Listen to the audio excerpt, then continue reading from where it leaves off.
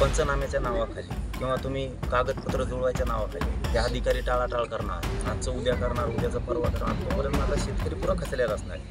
मी आत्ताच सांगितलं 11:30-12लाच कृषी मंत्री आपले भरणे मामाला की तुम्ही याच्यात तातडीनं महसूल आणि कृषी लक्ष घालून शेतकऱ्यांना तातडीची मदतीची आता गरज आहे. सरसकट करा.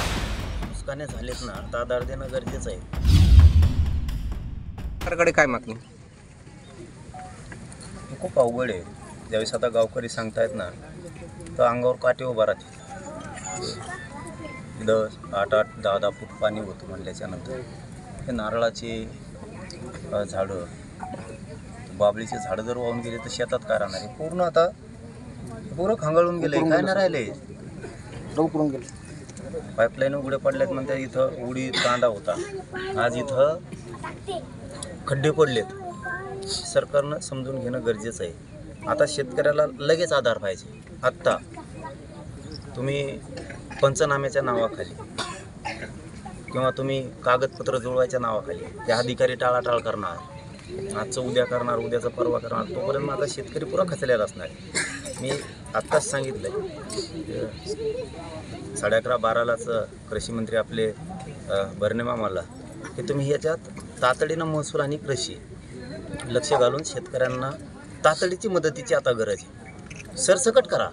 नुकसाने झालेत ना, तर आधार देणं गरजेचं आहे. त्यामुळं अधिकाऱ्यांवरती आणि त्यांच्यावरती तो अवलंबून राहिला तर पुन्हा एकदा हे शेतकरी खूप अडचणीत आहे. त्यांनी सांगितलं या कॅबिनेटमध्ये आजच्याच आम्ही तातडीनं निर्णय करतोय सगळे, आणि त्या पद्धतीनं काम करून घेऊन सगळ्याला तातडीची मदत आम्ही पोहोचायला, असं त्यांनी सांगितलं. अधिकाऱ्यांनाही आदेश दिलेत की उद्या अहवाल पोहोचा सगळेजण, असंही त्यांनी मला सांगितलं आहे. मगाशी शेतकऱ्यांना मदत होणार, आम्ही सोबत येत, काही काळजी करायची गरज नाही. ते काय राजकारण नाही. शेतकरी ही आपला आत्मा आहे.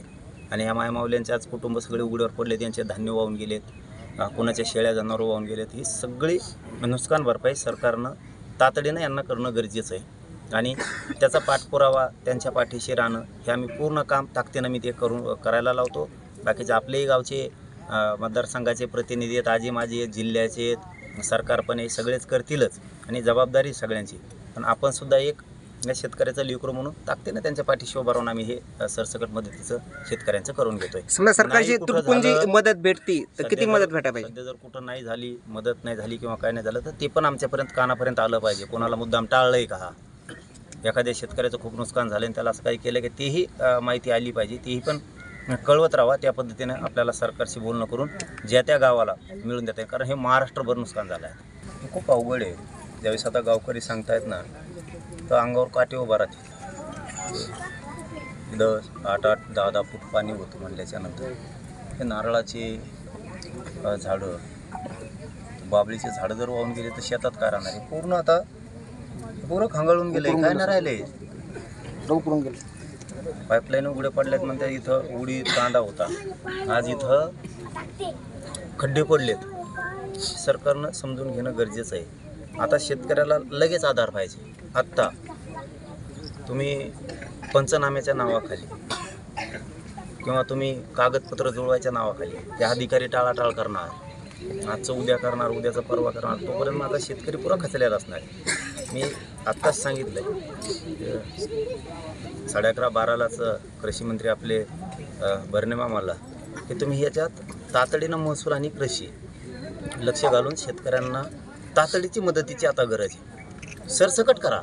नुकसाने झालेत ना, तर आधार देणं गरजेचं आहे. त्यामुळं अधिकाऱ्यांवरती आणि त्यांच्यावरती तो अवलंबून राहिला तर पुन्हा एकदा हे शेतकरी खूप अडचणीत आहे. त्यांनी सांगितलं या कॅबिनेटमध्ये आजच्याच आम्ही तातडीनं निर्णय करतोय सगळे, आणि त्या पद्धतीनं काम करून घेऊन सगळ्याला तातडीची मदत आम्ही पोहोचायला, असं त्यांनी सांगितलं. अधिकाऱ्यांनाही आदेश दिलेत की उद्या अहवाल पोहोचा सगळेजण, असंही त्यांनी मला सांगितलं आहे. मगाशी शेतकऱ्यांना मदत होणार, आम्ही सोबत येत, काही काळजी करायची गरज नाही. ते काय राजकारण नाही. शेतकरी ही आपला आत्मा आहे.